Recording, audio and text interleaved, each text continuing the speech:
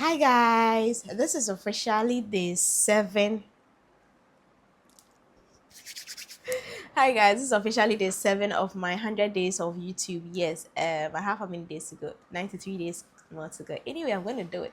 My name is Lydia, and if you are new to this channel I talk about hair, DIY, hairstyling, hair care, everything relating to hair. And in today's video, I'm going to talk about 5 tools you'll be needing for your hair. In the previous video, which I'll be tagging up there, I talked about 5 tools you'll be needing for your hair. And in this video, I'm going to talk about 5 products you'll be needing for your hair. I'm not going to mention any specific product, but then I'm going to give you an idea of the product so that in going to the market, you know what to look out for. If you are new to this channel here is going to be fun henceforth. Do well to subscribe, like, comment, and let's roll. So the first product is a shampoo. Yes, a shampoo is used to cleanse the scalp, cleanse your hair. After a long week, after a month, you need to wash the hair just like bathing. You need to bath. Yes, indirectly. Yes, so indirectly you need to wash and cleanse your scalp. Because of the products we use, we experience buildups. Because imagine moisturizing your hair, detangling your hair, dust, humidity, all these factors play a role in making our hair dirty. Even if you stay indoors, your sweat and your skin is going to peel off. I mean, there are lots of things around these things that are making the scalp a dirty place after a while. So it means you need to cleanse your scalp. So in choosing a shampoo, there are shampoos that you usually see sulfate free shampoo. Sulfate helps rip, I mean, it's going to dry your hair very, very well. But it depends on what you're looking out for. If your hair has been so dirty for a long time, you need something to rip off all those dirty oils and all that. Yes, but sometimes it can be very harsh. That's why people don't like to go in for sulfate shampoo. They rather prefer the sulfate free shampoos. Yes, but then to be on the safe side, try going in with a mild shampoo, something that can lather well to cleanse the scalp but not too strong, that's going to rip off all the moisture in your hair. I hope you get it. Now the second tool is, I'm mentioning two, but I'll mention the one that's my personal favorite: a deep conditioner and a conditioner. These are two different products, a deep conditioner and a conditioner. Growing up, or for the longest time, all what me I knew was a conditioner, but there's a big difference. The conditioners that are usually used in my country salons, they basically do nothing to the hair until I discovered deep conditioner. That's something that deeply conditions your hair. It really grows the hair. I mean, that is something that I'll always vouch for. Deep condition your hair. Because if your hair is dry, you are not understanding anything, it means that you need a deep conditioner treatment.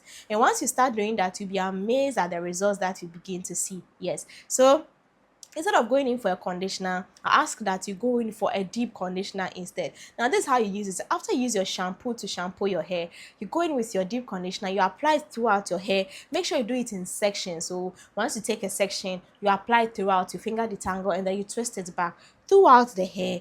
When you finish, it's good you watch my previous video. You use a steamer cap. You wear a steamer cap for about 15 to 20 minutes and then allow it to do its work before you rinse everything out. So a deep conditioner is a must have. For this, I always add it to my routines. If I'm giving anybody a routine, I always include deep conditioners into the routine.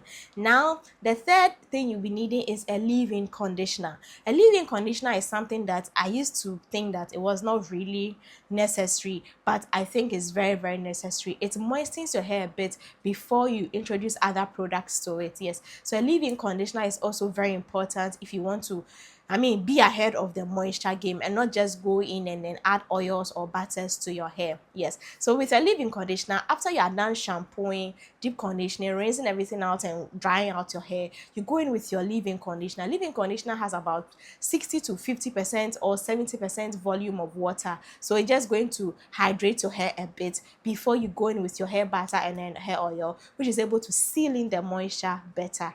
Yes. The fourth product to be needing is your hair butter.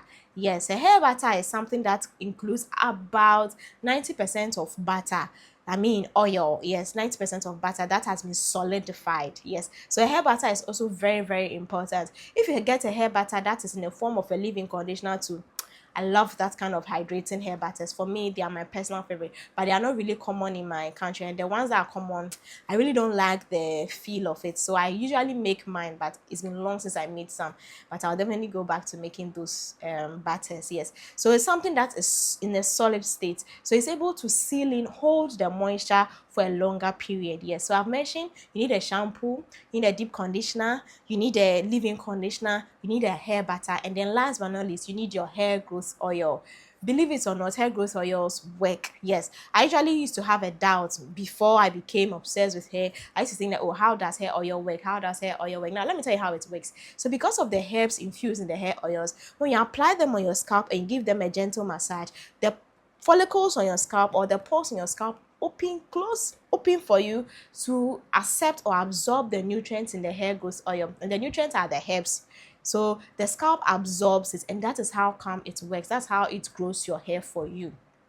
I hope you understand. So these are five ingredients. So these are five products you'll be needing for your hair care journey. I've linked the other video up there. Those are the products you'll be need. Those are the tools you'll be needing, and this is the products you'll be needing if you want to start a successful hair growth journey. And I hope that your hair growth journey will be an awesome one. Yes. In my next video, I'll be mentioning five powerful herbs I have used on my hair before and why you should also use them on your hair. I'll talk about the importance, where you can get them, how you can use them, either as spray, mask, or other things. And then we roll. So my name is Lydia, and today is day 7 of sharing videos on YouTube for my 100 days challenge. I'm on a challenge where I want to bring back or revive my YouTube page. I saw a creator do it, and then I thought that, okay, why don't I challenge myself as well? And this is day 7. So if this is the first time you are seeing my video, hi, you're welcome, and I hope you have subscribed to the channel. Bye.